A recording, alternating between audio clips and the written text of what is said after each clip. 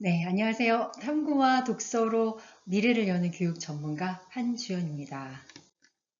안녕하세요. 과학인재 스토리맵 전문가 조지현입니다.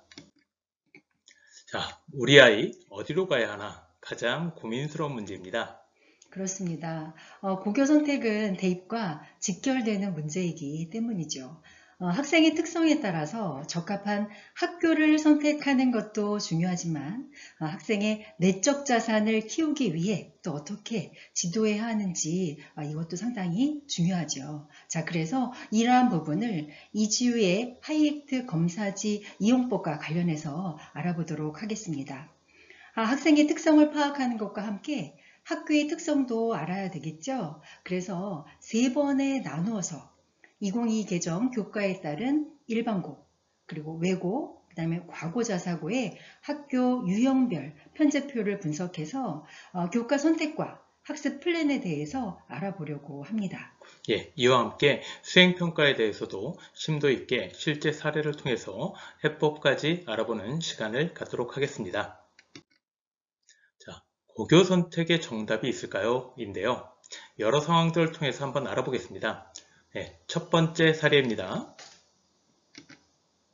자, A 학부모님의 자녀는 영재학교에 입학하여 카이스트에 입학하였습니다.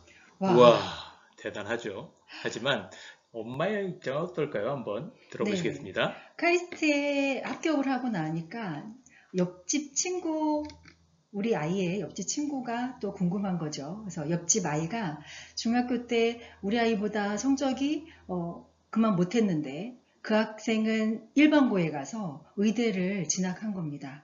그러면 부모님 입장에서는 우리 아이 일반고 보내서 의대 보냈어야 되는데 이러한 후회가 남게 되는 거죠. 두 번째 사례입니다. B 학부모님의 자녀는 외대부고에 입학하여 서강대에 진학하였습니다. 우와, 와, 네, 서강대 성공했잖아요. 자, 그러나 부모님 입장에서는 야, 이거 자사고 내신 따려니까 이 자사고 가서는 이거 경쟁이 절대 안 되네. 일반고 가서 내신 따서 우리 아이 서울대 보낼 걸 이런 생각을 하시게 됩니다. 네, 참 안타까운 사연이죠. 자, 세 번째로는요. C 학부모님의 자녀는 일반고에 입학하여서 한양대에 입학하였습니다. 와, 우와, 역시 대단한데요. 네, 하지만 한양대 성공한 건데 부모님 입장에서는 우리 아이 일반고를 보내서 이게 답이 없네. 일반고 보냈더니 생기부의 활동이 너무 부족한 것 같아. 이러한 생각을 하시게 되는 겁니다. 네, 고교 선택 정말 어렵네요. 어떤 선택을 해도 부모님들 입장에서는 후회가 남기 마련이라는 걸 알 수 있죠? 네. 그래서 학생의 특성에 따라서 어떤 학교를 선택하느냐, 이것도 사실은 중요하지만 그보다 학교에 가서 또 어떻게 하느냐가 더 중요합니다. 즉, 전략이 필요한 거죠. 오늘은 이제 일반고에 진학하는 경우를 알아보려고 합니다. 초등 시기에 뭐 일반고를 목표로 해서 공부하는 학생은 사실은 없겠죠. 하지만 일반고가 입시에 있어서 결코 불리한 것만은 아닙니다.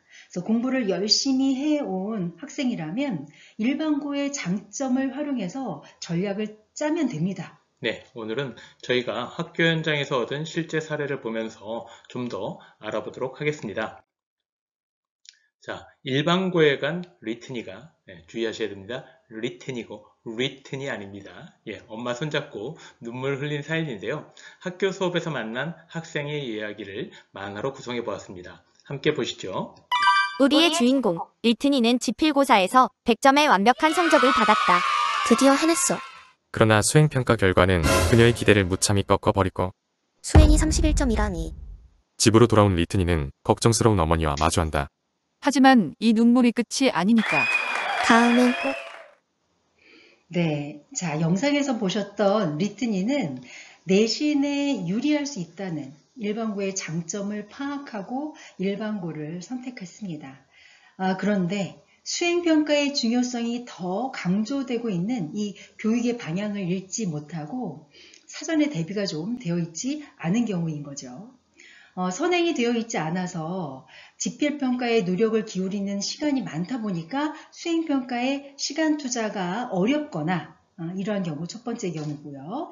또는 수행평가를 할 그 역량이 부족한 경우가 또 이에 해당이 됩니다.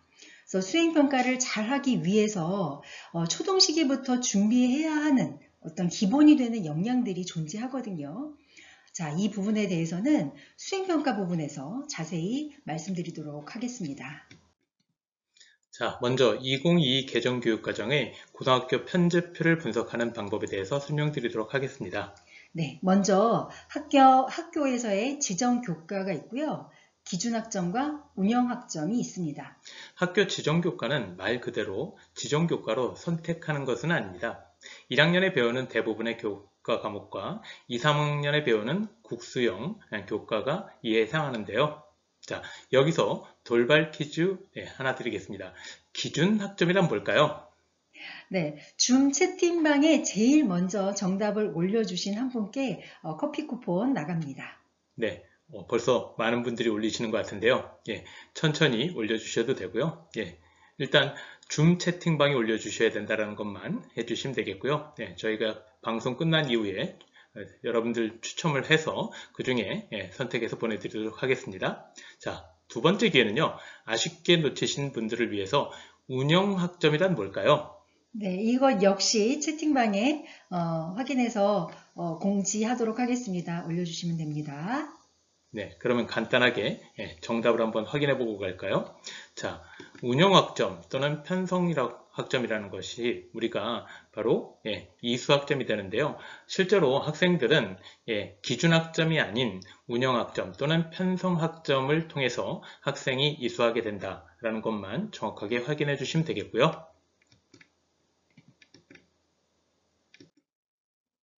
자, 두 번째로 알아두실 것은 칸막이에 대한 개념입니다. 학교별로 모두 다 다르기 때문에 실제로 이 부분을 잘 보셔야 되는데요. 이게 학교에 따라서는 전체 학년이 완전히 하나의 칸막이로 되어 있어서 진짜 학생들이 여러 가지로 선택할 수 있는 경우도 있었지만 사실 이렇게 되면 오히려 학생들이 선택에 있어서 대단히 어려움을 많이 겪는 경우도 봤고요. 그래서 일단은 학교마다 분명 다른 부분이 이 칸막이일 겁니다. 이 부분을 보시고 실제 원장님들께서도 한번 실제로 이 학교에 간다라면 어떤 교과 선택을 하게 될런지 이 부분을 한번 직접 체험해 보셔야 기본적으로 학생들이 고민을 할 때 이 부분에 대해서 도움을 주실 수 있을 것이고요. 그래서 이 부분 일단은 주의 깊게 봐두셔야 되겠고 특히 2학년 때부터 이 칸막이에 따라서 선택이 있어진다라는 걸 기억해 두셔야 되겠고요. 그래서 기본적으로 이 부분은 학기별로 선택을 하게 되어 있고요. 칸막이 안에서만 선택이 가능하다라는 거. 그래서 칸막이 안에서 2과목 또는 3과목 이런 식으로 선택하기 때문에 기본적으로 학생들의 전체 과목 중에서 어떤 과목이 중요한지 이 부분을 먼저 봐야지만 기본적으로 일단 선택할 수 있다라는 걸 봐두셔야 되겠고요. 자, 그 다음 고등학교 특성을 파악할 수 있는 방법에 대해서 좀 설명을 드릴 텐데요. 자, 제일 먼저 일단 봐두셔야 될 것이 수능 과목과 그 다음에 미적분 2 이러한 부분인데요. 기본 수능 과목이 어떻게 편제되어 있느냐에 따라서 이 학교가 학업 역량이 높은지 낮은지를 볼 수 있게 되는 겁니다. 그래서 기본적으로 일단 과학 일반 교과 편제를 먼저 보시는데요. 일단 학교의 수준을 판단할 수 있는 근거는 전사고나 일반고에서도 학업 역량이 높은 학교는 수학교과에서 확통과 미적분 2가 2학년 2학기에 편제되어 있고요. 과학교과에서는 일반 선택 과목인 물리학, 화학, 생명과학, 지구과학 선택이 2학년 1학기에 편제되어 있는지 그 다음 2학년 1학기와 2학기에 분산되어 있는지 이 점을 반드시 봐주셔야 되겠고요.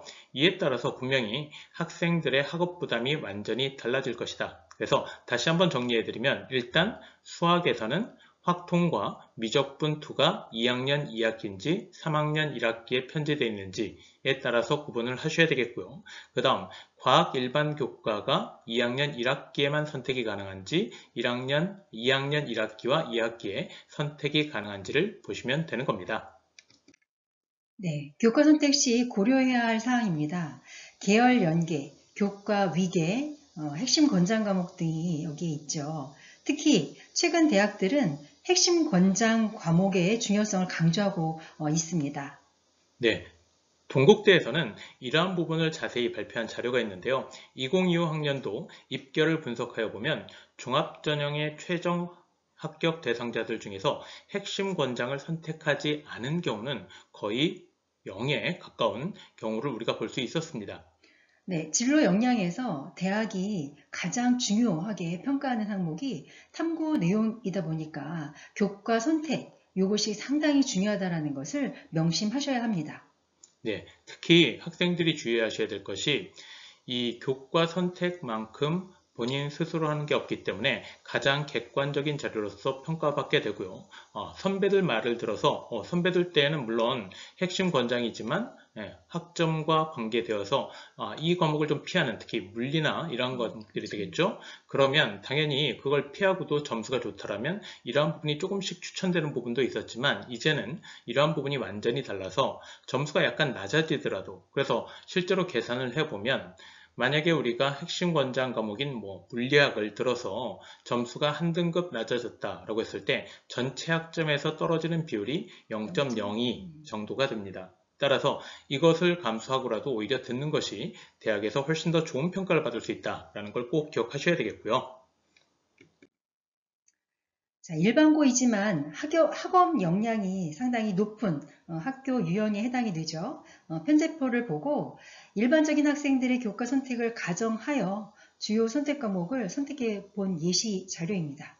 예, 일단 아까도 말씀드렸듯이 원장님들께서도 학교 편제표를 학교 알림에서 다운받으시고요. 실제 그 칸막이에 따라서 한번 이렇게 선택을 한 이후에 학생들에게 보여주시는 것이 훨씬 도움이 된다. 그래야지만 실제로 학생들이 이 학업 부담에 대해서 정확하게 알 수 있다라는 부분이고요. 자, 그래서 이 학교의 유형을 보시면 어떻습니까? 네, 2학년 2학기에 확률과 통계, 미적분 2가 들어가 있는 거 알 수 있죠? 예, 물론 이 학교는 정시 유형의 학교일 수도 있고요. 때로는 아몰랑 이런 학교도 있습니다. 아이들이 알아서 하겠다라는 학교인데요. 네, 2학년 2학기에 확통과 미적 2를 선택하게 되어 있고 또 이러한 이유는 3학년에 공동교육과정으로 고급 과목을 선택하기 위한 편제인 거겠죠? 예, 특히 2학년 1학기에 과학 일반 선택 과목을 4개 선택할 수 있게 이 학교는 되어 있는데요. 1학년 지정교과와 비교하면 학업 부담 어마무시하다라는 것을 보실 수가 있을 겁니다. 특히 이러한 학교에서는 4과목을 모두 다 선택하는 경우도 많기 때문에 실제 이게 선행을 통해서 어느 정도 준비가 되어 있지 않다라면 1학년을 잘 넘기고도 2학년 1학기에 성적이 무너지는 경험을 하게 된다라는 거, 이러면 학생들이 대단히 어려워지겠죠. 네, 원장님께서 상담하실 때도 학교 편제표에 따른 교과 선택을 설명하시고 학원의 커리큘럼을 설명하셔야 합니다. 예, 그래서 원장님들께서도 이 부분을 꼭 기억하셔서 편제표 분석이라는 거 꼭 기억해 두시고요. 자, 두 번째 경우를 한번 보시겠습니다. 네, 가장 일반적인 유형이죠. 확통과 미적2는 3학년 1학기에, 과학 일반 선택은 2학년 1, 2학기에 분산되어 있습니다. 네, 1학년 주요 교과 과정과 수학, 대수, 미적분 1 과정만 탄탄하게 준비해서 입학하면 학교 적용에는 문제가 없는 케이스입니다. 하지만 2학년 1학기 학업 부담이 높은 만큼 1학년 겨울방학 준비가 대단히 중요하고요. 특히 공동교육과정에 대하여 설명을 좀 해주시겠어요? 네, 1학기 수강 신청은 개학한 후에 3월 초에 진행이 되고요. 2학기 수강 신청은 6월 말에서 7월 초에 합니다. 일반고에서 이제 추천하는 공동교육과정은 2학년 2학기에 대학 연계 프로그램 또는 3학년 1학기에 물리학 실험이라든지 화학 실험, 생명과학 실험 이러한 과목들입니다. 최근에는 학생들의 수강 선호도가 높아서 수강 인원수의 제한으로 신청해도 수강이 어려운 경우가 상당히 많습니다.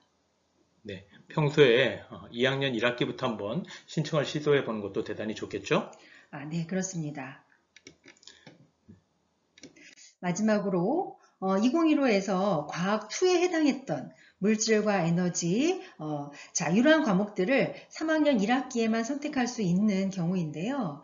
2학년의 학업 부담이 낮아지는 효과는 있지만 아무래도 과목 선택의 폭이 좁아지는 단점도 있는 케이스입니다. 네, 이 부분은 이 C형 학교와 B형 학교를 잘 비교하셔야 되는데요. 자, B형 학교는 2학년 1학기와 2학기에 과학 일반 과목을 분산시켜서 선택할 수 있는 학교. 그거는 B와 C가 동일한 겁니다.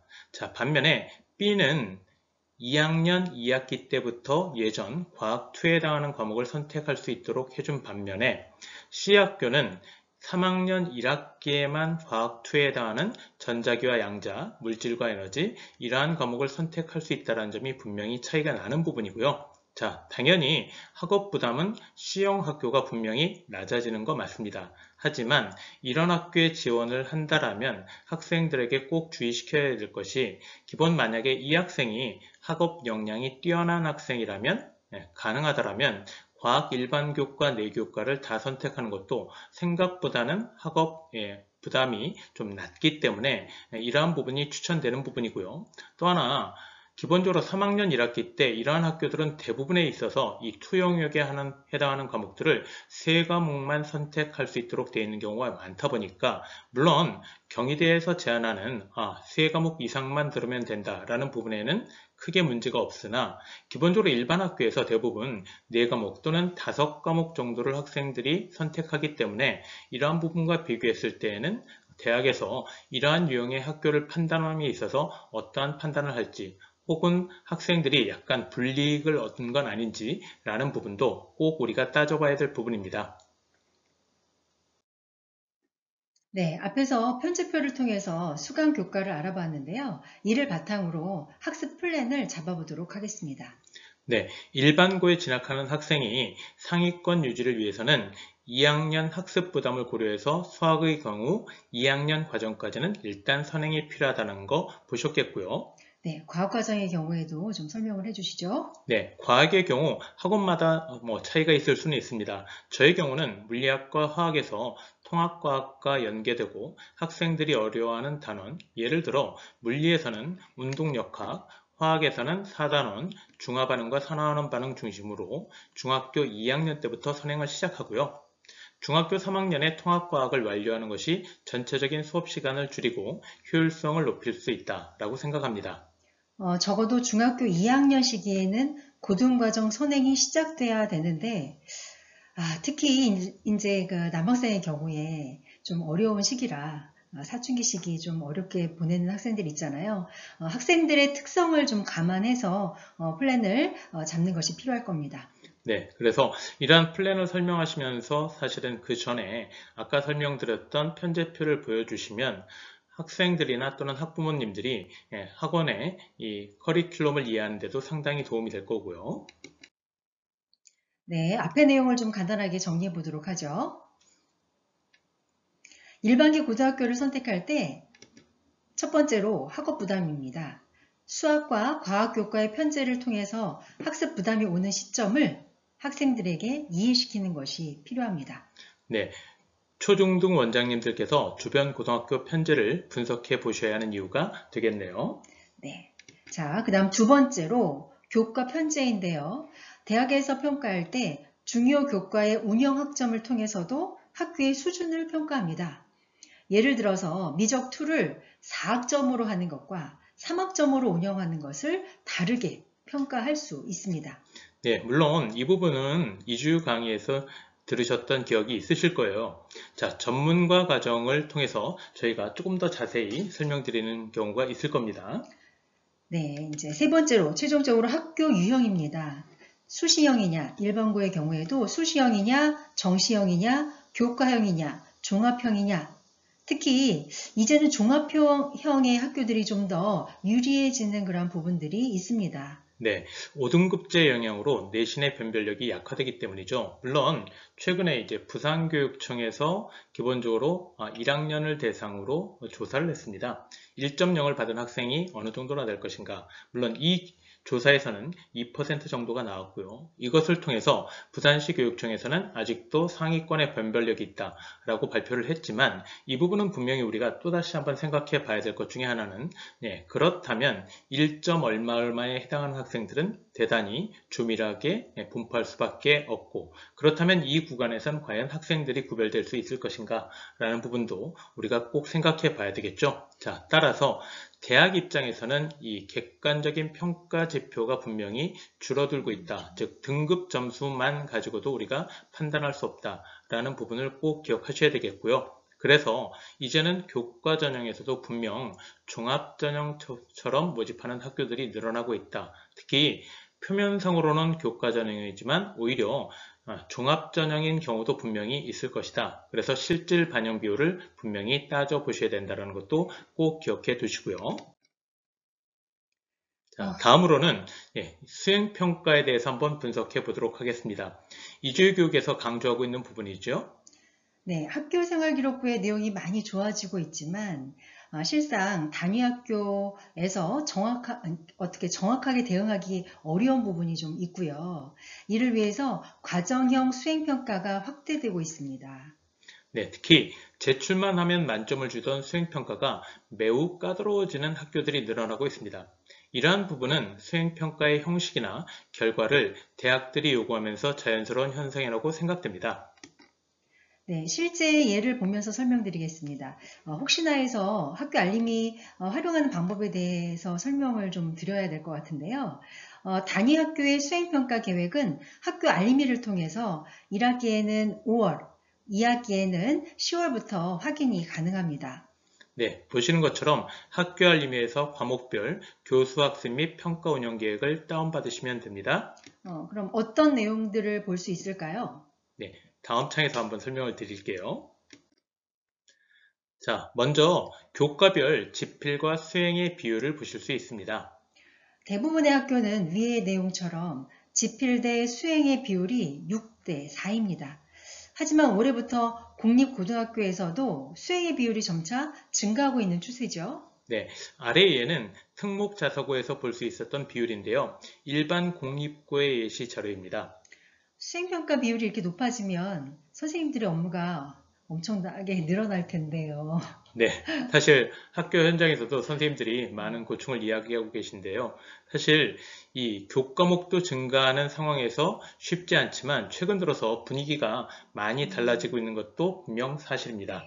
수행평가 비율이 60%만 되어도 수행평가 1점 감점과 중간고사의 5점 감점이 동일하기 때문에 수행이 얼마나 중요한지 우리가 알 수가 있습니다. 네, 그래서 일반 학교들이 이렇게 수행평가의 비율이 높아진다는 건 중학교 때 어떠한 대비를 해야 되는지 이 부분도 분명히 소장님께서 짚어주시리라 예상하고 있습니다.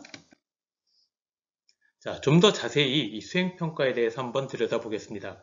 보시는 것은요, 공통국어의 1 수행평가 내용입니다. 한 소장님이 이 부분은 전문가시니까 좀 더 자세히 분석해 주시겠습니까? 네, 평가 요소를 보시면 우선 진로 독서를 수업 시간에 계획한 만큼 읽고 독서 일지를 썼는지를 누적 평가하고 있는 것을 볼 수 있습니다. 그리고 그것의 결과물로서 서평 쓰기를 하는데 서평 쓰기를 할 때 어떤 부분을 평가할지도 상당히 세분화해서 평가 항목을 나누고 있음을 볼 수가 있죠. 자, 이 부분에서 나의 진로를 드러내는 것이 목적이 아니고요. 글을 쓸 때 주어진 조건에 맞게 글을 쓸 수 있는가를 평가하는 것이 가장 핵심적인 내용입니다. 자, 그래서 선정한 동기 또는 책을 읽고 나서의 느낀 점, 문단의 구성, 필요한 분량을 맞추어 글을 썼는지가 지금 평가 요소로 제시가 되고 있죠. 진로 관련 독서 후 서평 쓰기를 수행평가로 하는 학교가 많은가요? 네, 그렇습니다. 그 교과 안에 진로 관련 글 읽기 뭐 이런 단원이 있거든요. 자, 그래서 이러한 수행을 하는 학교들이 상당히 많은데요. 특히 의대나 또는 약대를 지원하는 친구들은 이 부분에서 뭐 이기적인 유전자라든지 이렇게 과학적인 내용의 책을 선정해서 읽고 진로를 드러내기 위해서 의학과 관련된 내용의 글을 쓰는 경우가 상당히 많습니다. 자, 그렇게 되면 국어 세특에 너무나 과학적인 내용이 많이 드러나게 되죠.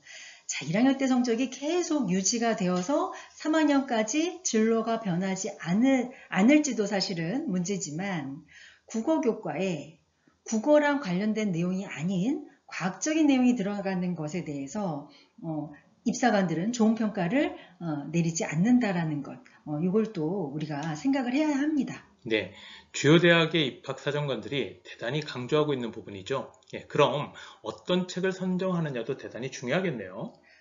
직업을 드러내는 책을 선정하기보다는 나의 진로에 필요한 역량이 어떤 것인가를 생각해서 책을 선정하는 것, 이것도 상당히 좋은 방법이라고 생각이 들고요. 자, 그러나 책 선정이 중요하다기보다 책을 읽고 어떠한 방향으로 글을 썼는가가 사실은 더 중요합니다. 예, 그러면 국어 세특기 예시 자료를 보면서 좀 더 자세히 설명해 주시겠습니까? 네, 자, 이 세특기 내용을 보시면 이 학생은 필리프 데트머의 면역이라는 좀 과학적 성향의 책을 선정해서 읽은 거를 보실 수가 있죠. 자, 그리고 의사 과학자라는 진로를 드러내는 수행평가를 제출을 했습니다. 자, 여기까지는 사실 수행평가의 내용이다 보니까 거기 평가 기준에 충실하려는 어떤 의지로 보여지기 때문에 이해가 갑니다. 네. 자, 그러나 추가 탐구 내용을 보시면 선천 면역과 후천 면역의 차이라든지 항원 항체 반응, 기억세포의 역할 등 너무나도 과학적인 내용으로 채워져 있어서 국어 과목에서 키울 수 있는 역량이라고 평가받기는 사실 어떨까요? 네, 좀 어렵겠죠. 대단히 어렵겠죠. 네. 예. 그래서 입사관의 입장에서 좋은 평가를 줄 수 없는 그런 부분입니다. 하지만 실제로는 이러한 기록들이 사실 대단히 많았던 것도 네. 대단히 사실이다. 자, 그 그러면 전에는 예. 그래도 평가가 그렇게 나쁘지는 않았었죠. 네, 그렇지만 이제부터는 분명 달라질 것이고요. 그래서 이 부분은 한 소장님이 새롭게 솔루션을 네. 주실 것이라고 확신합니다. 네, 자, 요 또 다른 세특기 예시 자료를 보시면 같은 필리프 데트머의 면역이라는 책을 선정했지만 이 내용을 보시면요. 추가 탐구 내용이 과학적 지식을 문학적 글쓰기와 접목하는 시도를 통해 분석적 사고 역량을 드러내려고 하거나 서사적 설명 구조와 과학적 은유의 기능에 대한 분석을 통해서 저자의 글쓰기 전략을 분석하는 내용으로 쓰여져 있는 것을 보실 수가 있습니다. 자, 국어 교과에서 보여줄 수 있는 역량에 초점을 맞추고 있기 때문에 좋은 평가를 받기에 충분하다고 평가가 돼요. 자, 이와 같이 책 선정도 사실은 중요하겠지만 그보다 어디에 궁금증을 갖고 탐구의 방향을 잡는가가 사실 더 중요하다는 것을 알 수가 있는 부분이죠. 과학적 도서를 정했더라도 국어 교과에서는 국어과에 관련된 주제를 어떤 형상화하는 방법이라든지 주제를 형상화하는 방법이라든지 독자를 이해시키기 위해서 어떠한 글쓰기 전략을 썼는지 이런 것을 분석하는 이러한 쪽으로 탐구 방향을 잡는 것이 국어 세특에서는 꼭 필요합니다. 예, 특히 이러한 방향은 사실은 국어학원을 하시는 원장님들께서는 분명히 동일한 책을 읽고 수행평가를 했지만 그 후속 활동이 어떻게 되느냐에 따라서 기록 내용도 완전히 달라질 수 있다를 보여줄 수 있는 대단히 중요한 예이기 때문에 학생들에게도 보여주시면서 활용하시면 좋을 듯 합니다. 자, 선원 수령 평가가 성적에 중요한 영향을 미치고 있다고요? 네, 지금 예시 자료에서 보시는 것 같이 지필평가를 포함해서 지필평가 안에도 지금 선원 수령 평가가 있고요. 자, 그래서 수행평가까지 전체 선원 수령의 비율이 64%인 것을 보실 수가 있습니다. 네, 지필평가에서도 선원 수령 문제가 출제되네요. 네, 자, 그 지필평가에서의 선원술형을 대비하기 위해서는 원리를 이해하는 것이 아주 중요하고 문제를 풀 때도 풀이 과정을 꼼꼼하게 쓰는 습관이 필요합니다. 그럼 수행평가는 어떻게 준비해야 되죠? 수학 과목임에도 불구하고 지금 보시면 수학 관련 독서를 하는 그 수행을 하고 있고요. 또 탐구 보고서를 작성하거나 수학 관련 주제를 정해서 보고서를 작성하고 또 발표까지 하는 수행을 하고 있는 것을 볼 수가 있죠. 자, 이렇다 보니까 자신의 생각을 근거를 들어서 글로 풀어낼 수 있는 역량이 상당히 중요합니다. 그러니까 수학 과목에서도 국어 교과처럼 읽기, 쓰기, 말하기, 듣기 이 모든 영역들이 다 중요한 것을 볼 수가 있는 거죠. 네, 실제로 저희가 고등학교에서도 탐구 수업을 진행하다 보면 사실 최상위권 학생들임에도 불구하고 이 쓰기 능력에서 대단히 네, 차이가 차이가 많이 많이 나는 나죠. 경우를 많이 볼 수 있었고요. 그래서 특히 중학교 때부터 이런 부분들을 분명히 원장님들께서 보살펴 보시면서 아이들이 조금 더 그 역량을 키울 수 있도록 도와주시기 바랍니다. 네, 그를 위해서는 사실은 초등학교 시기부터 이 쓰기 능력, 읽기 능력, 말하기 능력, 이런 다른 사람의 의견을 듣는 능력까지 이런 것들이 기본적으로 소양이 갖추어져야만 계속해서 그것이 누적돼서 고등학교 가서 이러한 수행을 해낼 수가 있는 거죠. 네, 네, 최근에는 과제로 제출하는 것이 아니라 학교에서 직접 작성하는 것으로 평가가 이루어지고 있기 때문에 준비가 되어 있지 않으면 이러한 역량이 초등 시기부터 차곡차곡 쌓여서 준비가 되어 있지 않으면 고등학교에 가서 상당히 힘들어할 수밖에 없습니다. 네, 예전에는 과제 형식으로 주어지던 수행평가가 수업 시간 중에 평가로 진행되고 있다고요. 네, 여기서 보시는 것과 같이 활동지는 교과 담당 교사가 시간에 배부하고 회수한다라고 명시가 되어 있습니다. 또 이 내용은 발표까지 포함된 경우죠. 그래서 발표했다는 내용이 세특에 기록이 되면 의사소통 역량까지 평가받을 수 있기 때문에 좋은 세특이 만들어진다라는 긍정적인 면이 있어서 학교에서 이렇게 발표까지 이어지게끔 이렇게 수행이 진행되고 있습니다. 네, 계획을 자세히 살펴보시면 확인해 볼 사항이 많이 있습니다. 수업한 주제와 관련지어 탐구 주제 선택, 동기, 교과와 연계성, 느낀 점, 심화 탐구 계획까지 정말 어마어마한데요. 네, 약식 탐구 보고서 정도가 이제 결과물로 나와야 합니다. 그래서 사전에 공지를 하고 준비할 시간을 주기도 하거든요. 준비 시간이 주어지더라도 교과 내용과 관련해서 어떠한 주제로 탐구를 할 것인가를 생각해내려면 교과에 대한 충분한 이해가 있어야 되고 또 주제를 뒷받침할 또 근거 자료를 찾는 능력도 분명히 있어야 되죠. 그래서 단순히 문제만 그 문제풀이만 평가하는 것이 아니라 학생의 이런 기본 역량을 평가하는 방법으로 이렇게 수행평가가 전환되고 있다는 것을 생각하시고 우리 이지유에서 계속해서 지금 수행평가를 강조하고 있는 그 이유가 바로 여기에 있다는 것도 좀 이해해 주셨으면 합니다. 네, 최상위권으로 갈수록 학업 역량 평가가 중요하고 이를 바탕으로 진로 역량을 평가하고 있습니다. 의대에 가는 학생들은 생명과학에 관심이 많은 학생이 절대 아니라는 거, 즉 의대에서는 공부 열심히 하는 학생을 뽑는 겁니다. 분명 탐구 역량은 정확하게 학업 역량의 평가 항목이라는 것을 꼭 인식해야 되겠고요.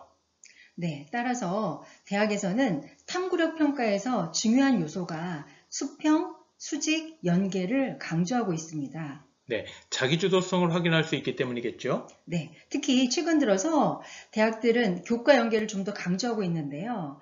서울대의 경우 평가 항목에서 전공 적합성이나 진로 역량 이런 표현을 빼고 학업 역량, 학업 태도, 학업의 소양 이렇게 평가하고 있습니다. 네, 그러면 교과 연계에 대해서 조금 더 자세하게 설명해 주세요. 네, 시작은 수행평가입니다. 선생님 입장에서 교과 내용에서 가장 중요하다라고 생각되는 부분에서 수행평가를 제시하게끔 되어 있잖아요. 그렇기 때문에 추가 탐구는 수행평가랑 관련해서 수행평가랑 연계되게 진행하는 것이 상당히 중요합니다. 일부 학교에서는 추가 탐구를 할 것인지를 우선 학생들의 의견을 묻고 계획서를 받는 학교들도 있습니다. 그러니까 수행평가 및 항목에 추가 탐구할 사람은 거기다 하겠다라는 의견을 적고 어떤 주제로 할 것인지까지 이렇게 해서 받는 학교들이 지금 상당히 있죠. 그래서 적극적으로 이렇게 추가 탐구를 할 것인지를 묻는 학교가 있다라면 적극적으로 추가 탐구를 해서 교과 세특에 기록하는 것이 필요하고요. 추가 탐구를 했다면 추가 탐구를 한 내용에서 중요한 이론을 적용하는 것, 즉 어떤 실험을 해본다든가 또는 그 설문조사를 해본다든가 해서 이런 활동으로 이어진 내용을 창체의 진로활동 여기에 기록되도록 심화 탐구를 해서 기록되도록 하는 것이 중요합니다. 네, 이 진로활동은 담임선생님이 기록하는 부분이죠. 최근 들어 학생부 내용의 상향 평준화가 되고 있지만 아쉬운 부분이 사실 나열만, 실제 내용만 간단하게 나열하고 학생들의 구체적 역량이 드러나지 않는 경우가 많아서 구체적 역량을 기록하면 보통은 이 수행평가 2개에 추가 탐구 1개만 포함되어도 교과 세특은 충분히 채워지기 때문에 심화 탐구는 창체에 적을 수 있도록 하는 것도 대단히 중요하겠습니다.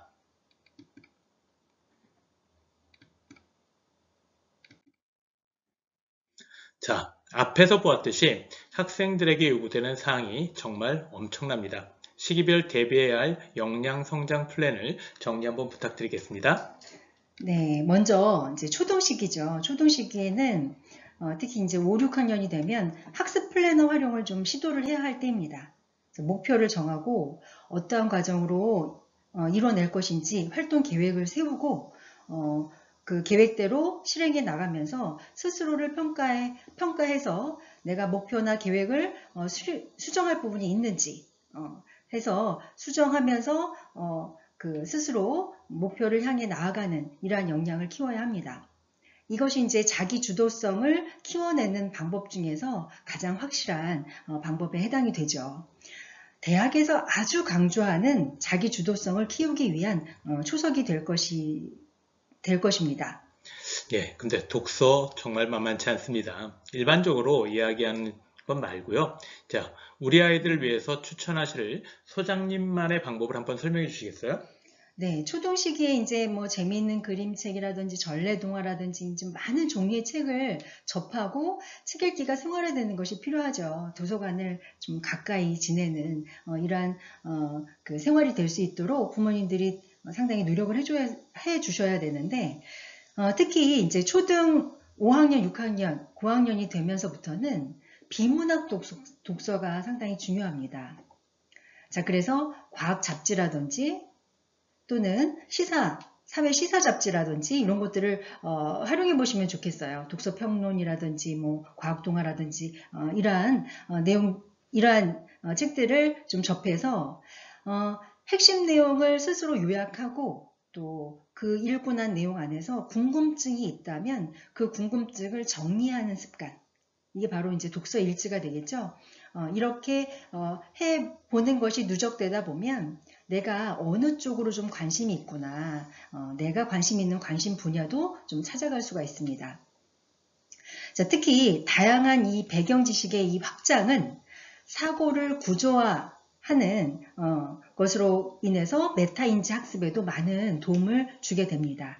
궁금증을 정리하는 습관, 또 해결하려는 그 노력의 시도.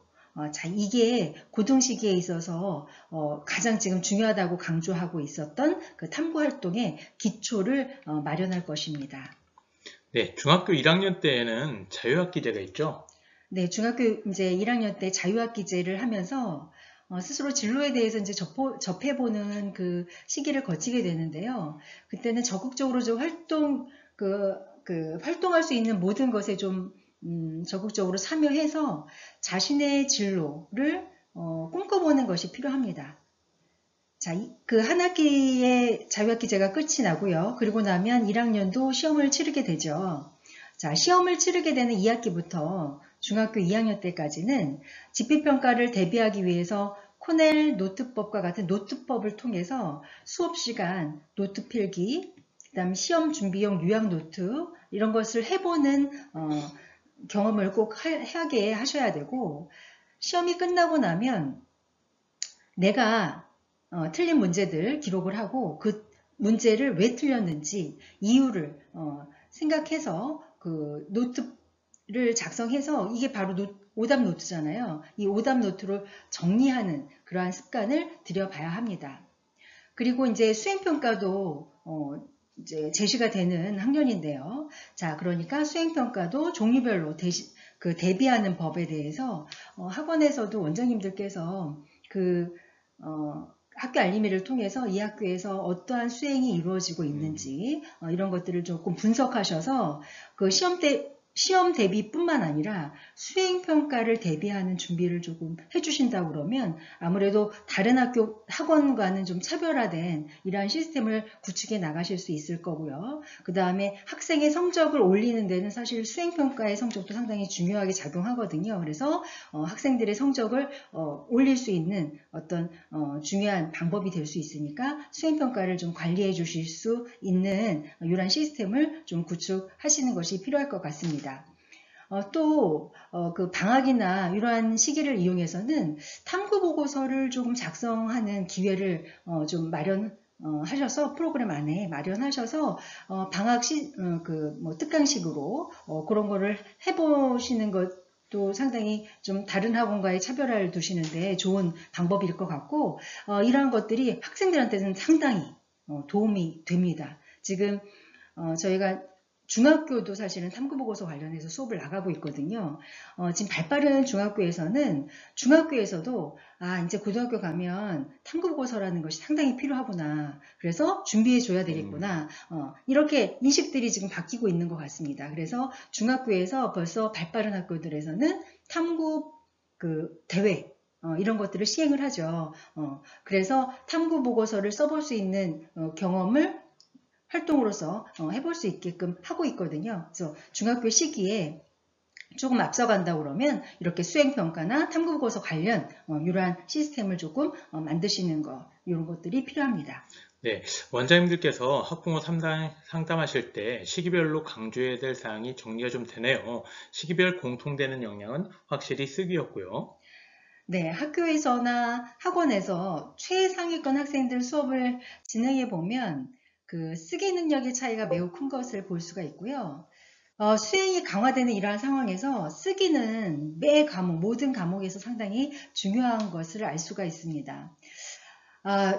특히 이제 저희가 크게 인문계열과 자연, 이공계열 이렇게 나누어서 수업을 들어가서 탐구 관련 수업을 하다 보면 주제를 찾는 거라든지 이런 데에서 차이가 생기지는 않는데 글쓰기에도 상당히 차이가 생기는 네. 거, 그죠? 확실히 이제 인문계열로 목표를 정한 학생들은 쓰기에서는 어려움을 좀 많이 못 느끼는 것 같은데 이공계열 가는 친구들은 수학에서, 과학에서 능력이 상당히 뛰어난 학생임에도 불구하고 쓰는 부분에 있어서 어려움을 겪더라고요. 자, 그런 학생들이 쓰기에서 초등부터 준비를 잘 해왔다면 시너지를 상당히 낼 것으로 보입니다. 예, 다음은 이제 상담 시에 전문가 포스를 보여주실 수 있는 꿀팁입니다. 2주의 교육을 들으셨던 원장님들께서는 알고 계시겠지만 학교 알림의 성취도 분석입니다. 첫 번째, 국수형 기초교과만 일단 분석하시면 되겠고요. 예, 연도별, 학교별 차이를 일단 비교하실 수 있습니다. 자, 다음으로는요, 표준편차인데요. 자, 이 부분에 대해서 조금 더 자세히 설명을 드리면, 기본적으로 일단 고등학교 분석에 있어서 표준편차라는 부분은 지금까지는 아직 보실 수 있고요. 물론 이 1학년들이 대학에 갈 땐 대학에 제공되지는 않습니다. 하지만 기본적으로 일단 이 표준편차를 이용해서 어느 정도 대학 학교의 수준을 평가하고 있었다라는 거 기억하셔야 되겠고요.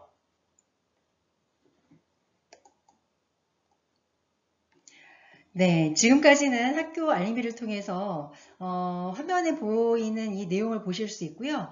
전사고의 경우는 표준 편차가 6에서 9 정도로 한 자릿수로 보여지죠. 대도심에 있는 일반고에서는 즉 뭐 서울이나 경기권에 있는 일반고에서는 표준 편차가 한 20에서 28까지도 나오고요. 자, 그 다음으로는 A와 E의 비율을 보시면 됩니다. 자, 성취도에서 고정분할과 추정분할이 있잖아요. 자, 여기에 대해서 좀 설명이 필요할 듯한데요.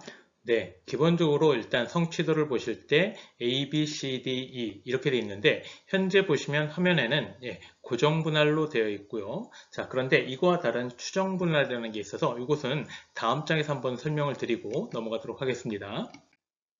자, 일단 고정분할과 추정분할, 일단 표에서 보시듯이요. 고정된 원점수 지표에 따라서 보시는 것처럼 90점 이상은 A, 그 다음에 80점 이상은 B, 70점 이상은 C, 이런 식으로 나누는 것을 우리가 고정분할이라고 합니다. 네, 기본적으로 많은 학교가 그렇죠. 네, 많은 학교들이 이렇게 고정분할에 의해서 평가가 진행되고 있고요. 아까도 말씀드렸듯이 사실은 이렇게 고정분할이 되어 있으면 사실은 표준편차라는 부분이 제공은 안 되지만 수학적으로 계산해서 표준편차를 예상할 수 있는 방법도 분명히 존재합니다. 자, 추정분할은 이제 뭐냐 하면 문제는 학교별로 사실은 시험의 난이도가 다를 수 있습니다. 따라서 만약 학교의 시험이 너무 어려워서 학생들의 원점수가 안 좋을 때 이렇게 되면 당연히 뭐 B나 C를 받게 되겠고요. 이러면 학생들이 사실은 어떠한 불이익을 받을 수도 있기 때문에 학교에서 어느 정도 우리 학교 시험은 대단히 어려웠기 때문에 그렇다면 뭐 80점이지만 A를 줄 거야. 이런 식으로 정할 수 있는 거거든요. 이걸 우리가 추정분할이라고 하는 겁니다. 물론 이 추정분할이라는 것이 사실은 학교에서 마음대로 하는 것은 절대 아니고요. 자, 일단은 보시는 것처럼 학기 단위 성취도 검토를 합니다. 선생님들이 모이셔서 이 문제의 난이도는 어느 정도다. 이런 것들을 사실 프로그램에 다 입력하시게 되겠고요. 그걸 기반으로 해서 예상 정답률을 추정하게 됩니다. 자, 그러면 이 나이스 평가 입력에서 자동으로 몇 점까지 기본적으로 A, 몇 점까지 B 이런 게 자동적으로 연산돼서 나오는 것을 우리가 추정분할이라고 하는 겁니다. 물론 이 추정분할에 있어서의 문제점이 사실은 원래 목적과 다르게 이제 활용이 되고 있는 부분이 일부 학교에서 일단은 학교가 좀 좋아 보이게끔 실제로 문제가 어렵지 않음에도 뭐 이렇게 조정하면 그런 부분을 보정할 수 있는 방법이 없다라는 단점도 분명히 있는 것이고요. 그렇다면 어떤 것이 더 좋은 걸까요? 네, 사실 이 평가자의 입장에서 본다라면 분명히 고정분할이 훨씬 더 좋다라고 볼 수가 있습니다. 쉽게 학교에서 사실은 어느 정도 성적 부풀리기가 되고 있는지 아닌지도 알 수 있는 부분이고요. 그래서 아까도 말씀드렸듯이 이 고정분할로 되어 있으면 표준편차를 유추해서 1등급 컷이 얼마인가 라는 부분을 확인함으로써 실제로 이 학교의 시험 문제 수준이 어떤가 라는 부분까지 알 수 있는 거고요. 물론 그렇기 때문에 최근에는 이제 대학들이 이 평가 내용까지 조금 더 알기를 원하는 부분들이 늘어나고 있다라는 것도 분명히 이해하셔야 될 겁니다.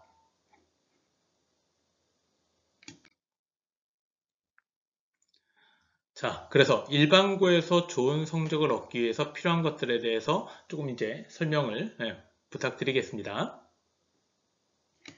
네. 사실 모든 고등학교 유형에서 최상위권을 유지하기 위해서는 공통의 내용이라고 사실은 보여지는 내용입니다. 자, 크게 성실성, 꾸준함, 균형 잡힌 성장입니다.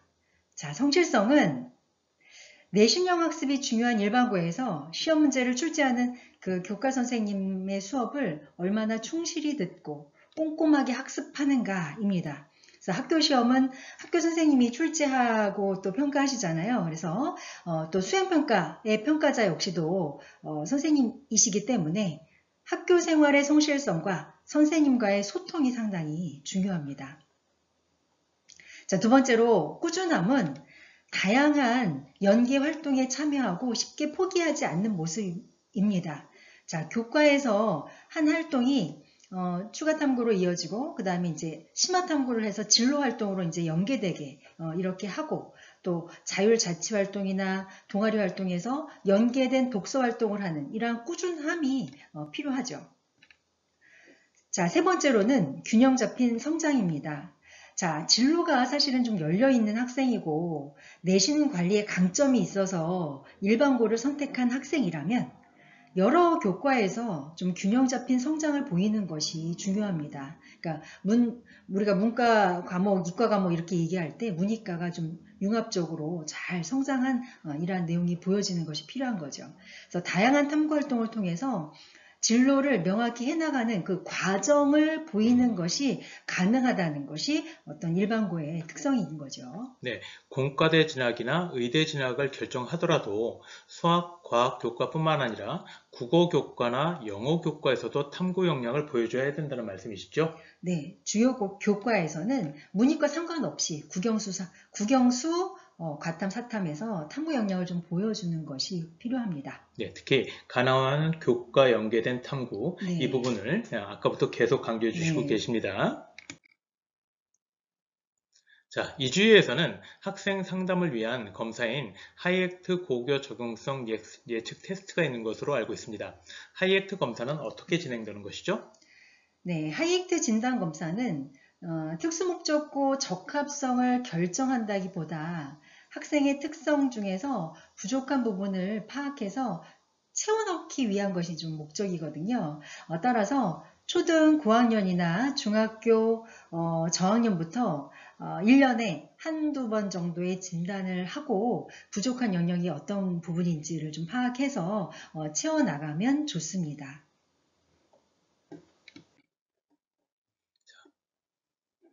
하이액트 프로그램은 내적 자산 영역, 그 다음에 진로 역량 영역, 학습 습관 영역 이렇게 나뉘는데요.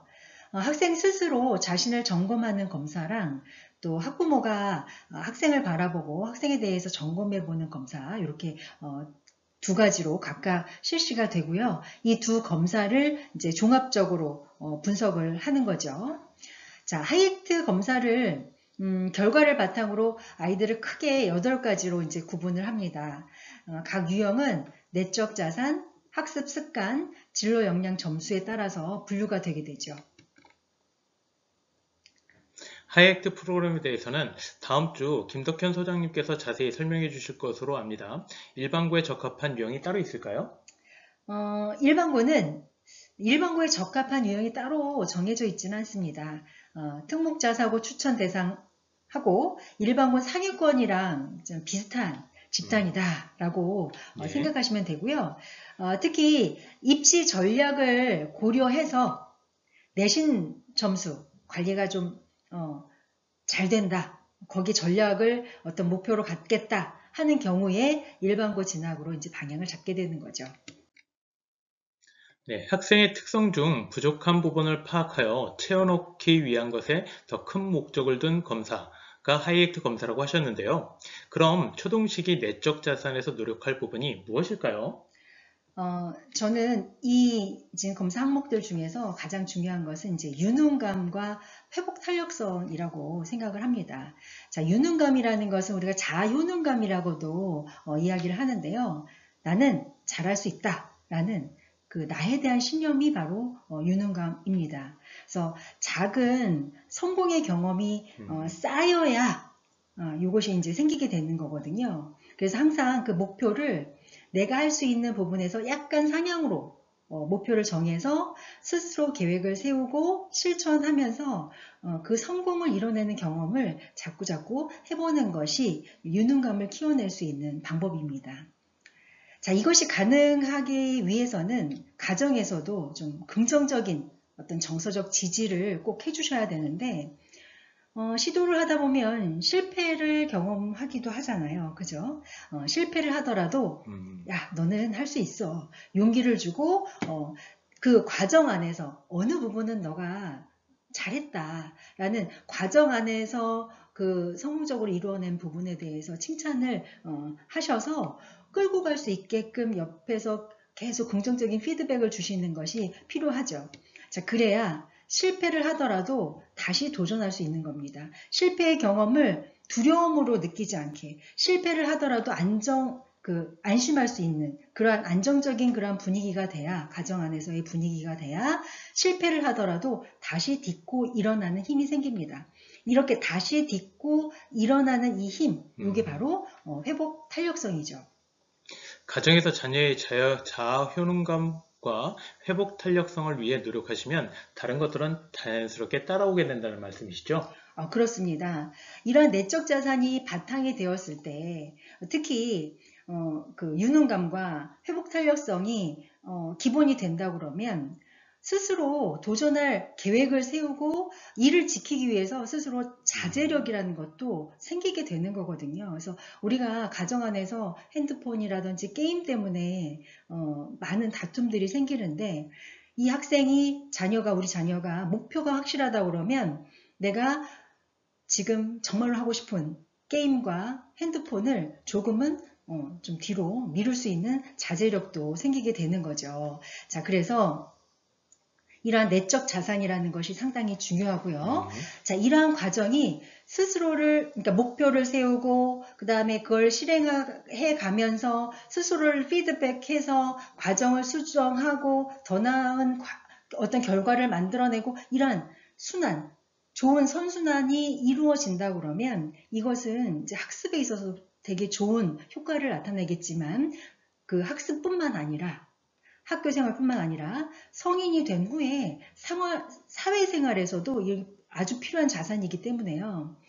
우리 아이가 그 초등 지금 고학년이고 또는 중등 시기의 아이라서 사춘기 시기라면 더욱 정서적 지지 속에서 결과보다는 과정을 좀 중요하게 바라봐 주시고 긍정적인 피드백을 계속해서 주셔서 자녀와의 관계가 좋을 수 있도록 하시는 게 어떻게 보면 가장 기본 베이스고 가장 중요한 부분이 아닌가 생각됩니다. 자, 이제 초등시기 진로 역량 영역에서 노력해야 할 부분이 무엇일까요? 진로 역량에서는 초등 시기에는 사실 많은 경험을 해보는 게 가장 좋겠죠. 네. 즉 가장 베이스는 독서입니다. 그러니까 아주 폭넓은 독서를 하는 것이 가장 기본이고요. 그 밖에 전시회 또는 공연, 그 다음에 박물관, 고궁을 가본다든지 이러한 그 현장에서의 체험 이런 것들도 자신의 진로에 대한 고민을 해볼 수 있는 기회를 주기 때문에 상당히 중요합니다. 그럼 탐구의 경험은 무엇일까요?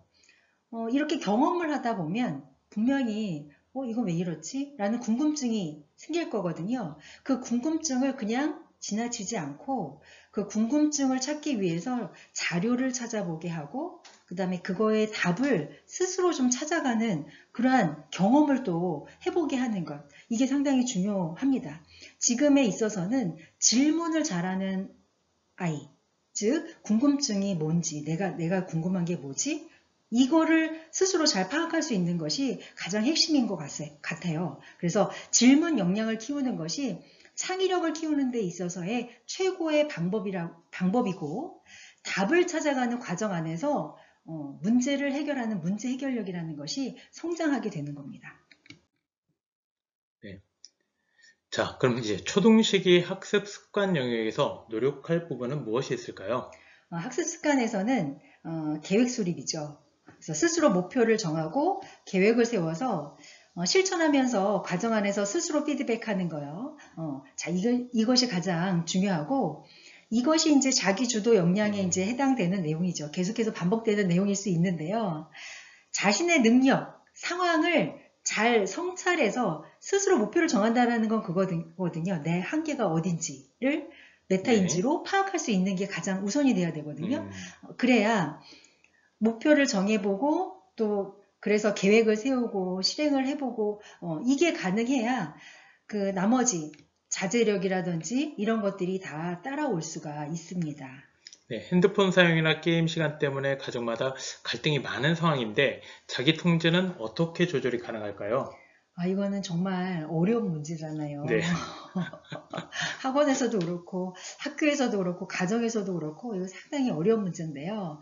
여기 있어서 가장 핵심은 자기 주도 역량입니다. 그래서 스스로 목표가 뚜렷하다면 그래서 내가 이루고자 하는 목표가 뚜렷하다면 지금 즐거운 핸드폰이나 게임 이거를 조금 미래로 미룰 수 있는 자제력이 생길 수 있습니다. 그래서 미래에 획득하게 될 그 큰 행복을 위해서 현재의 즐거움을 좀 미룰 수 있는 참을성, 끈기 이런 거는 다 목표를 정하고 거기에 대한 집념, 강한 집념 여기에서 올 수 있기 때문에 목표를 갖는다라는 것이 상당히 중요합니다.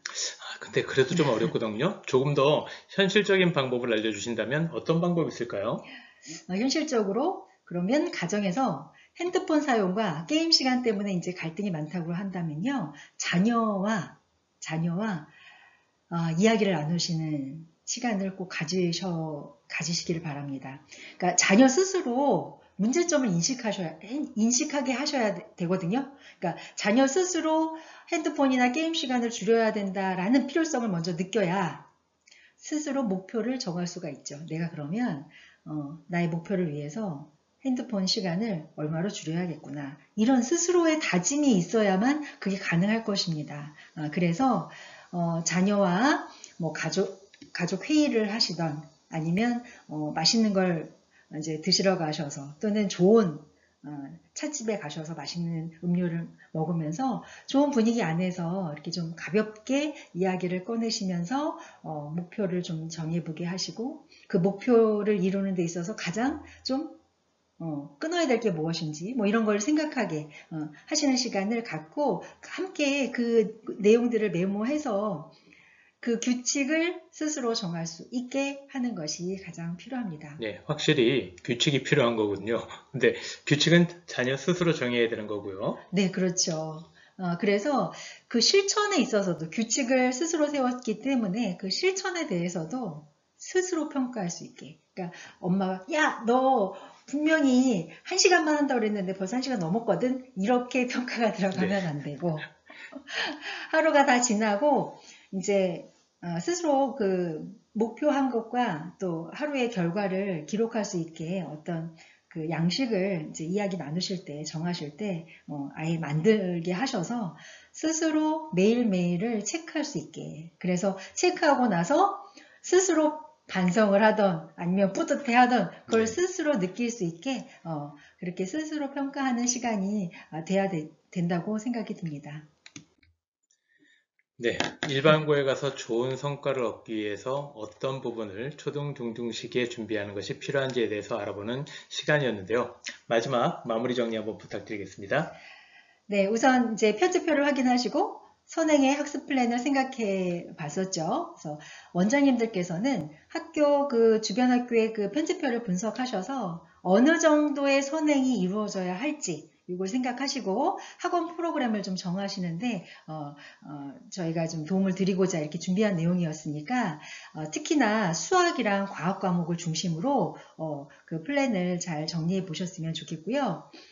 또 선행이 되어 있지 않으면 이렇게 웹툰에 있는 주인공 리트니처럼 지필평가 준비에 시간을 쏟다가 수행평가나 다른 활동에 이제 소홀해질 수 있으니까요.